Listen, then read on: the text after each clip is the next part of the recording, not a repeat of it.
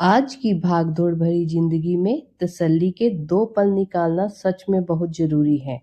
आपने बिल्कुल सही वक्त पर एक ऐसी कहानी चुनी है जो दिल को शांति और दिमाग को ठंडक दे सकती है। मैं आपको असली शांति की एक बहुत ही खूबसूरत कहानी सुनाती हूँ। असली शांति की तस्वीर।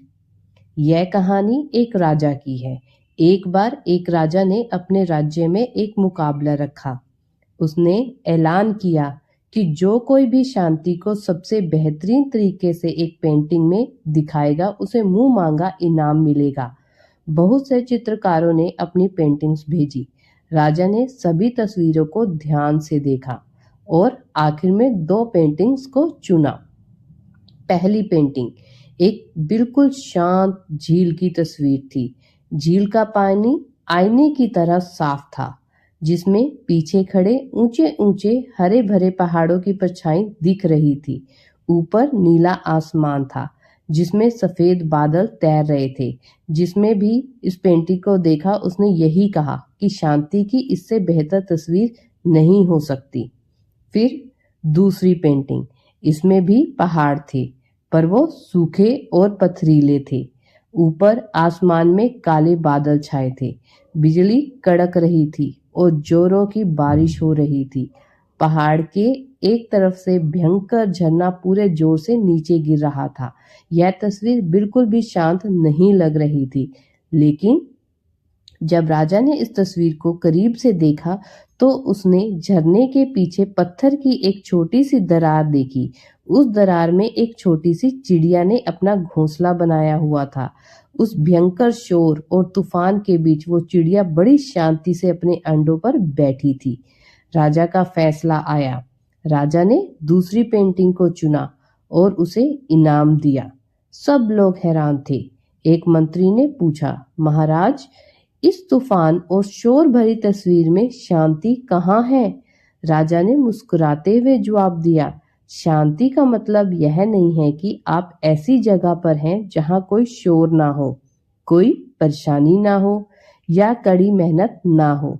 शांति का असली मतलब यह है कि आप इन सभी चीजों के बीच में हो और शोर तूफानों से घिरे हों, लेकिन फिर भी आपका दिल और दिमाग अंदर से शांत रहे। हमारी जिंदगी के लिए क्या सीख मिलती है इस कहानी से?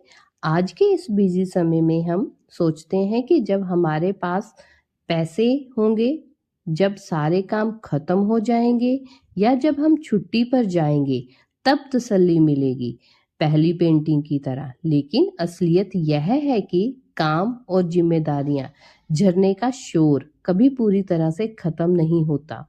हमें उस चिड़िया की तरह बनना है, बाहर चाहे जितना भी स्ट्रेस या जल्दी हो। दिन में 10 मिनट निकालकर अपने अंदर की उस दरार में जाना है जहां सिर्फ सुकून हो, चाहे वह चाय का एक कप आराम से पीना हो, गहरी सांस लेना हो या सिर्फ अपनी आंखें बंद करके बैठना हो। मैं आपको दिन में इस बिजी शेड्यूल्स में अपने दिमाग को शांत रखने के लिए 2-3 बहुत ही आसान और असरदार तरीके बताती हूँ। आज की भागदौड़ में ये छोटे छोटे बदलाव आपके दिमाग को उस शांत चिड़िया की तरह बना देंगे जिसके बारे में हमने कहानी में बात की थी। यहाँ 3 बहुत ही आसान और असरदार तरीके दिए गए हैं। Box bridging. जब भी आपको लगे कि काम का दबाव बढ़ रहा है या दिमाग की बातें एक साथ चल रही हैं, बस 1 मिनट के लिए यह करें। 4 सेकंड तक नाक से गहरी सांस अंदर लें। 4 सेकंड तक सांस को रोक कर रखें। 4 सेकंड में धीरे धीरे मुंह से सांस बाहर छोड़ें। फायदा क्या होगा? यह तुरंत आपके नर्व सिस्टम को संदेश भेजता है कि सब ठीक है और आपका तनाव कम होने लगता है। डिजिटल डिटॉक्स के छोटे अंतराल। हमारा आधा तनाव मोबाइल के नोटिफिकेशन और दूसरों की जिंदगी देखकर आता है। दिन में कम से कम 30 मिनट, जैसे खाना खाते समय या सोने से ठीक पहले, फोन को खुद से दूर कमरे में रख दें। सुबह उठते ही कम से कम 15 मिनट फोन को ना छुएं। अपनी चाय या कॉफी बिना स्क्रीन किए पिए। फायदा, इससे आपके दिमाग को बेवजह की सूचनाओं से राहत मिलेगी और आप खुद के साथ जुड़े हुए पाएंगे। शुक्राना, ग्रेटिट्यूड की शक्ति। दिन खत्म होने के बाद सोने से पहले कोई भी ऐसी 3 चीजें याद करें जिसे आप शुक्राना कहो। जैसे आज चाय बहुत अच्छी थी, पुराने दोस्त का फोन आया, आज मैंने अपना काम समय पर पूरा किया। फायदा क्या होगा? हमारा दिमाग अक्सर कमियों को ढूंढता है।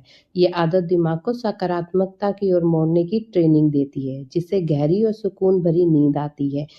इनमें से कौन सा तरीका आप आज से शुरू करना चाहेंगे? अगर आप चाहें तो कमेंट सेक्शन में जरूर लिखें। राधे राधे।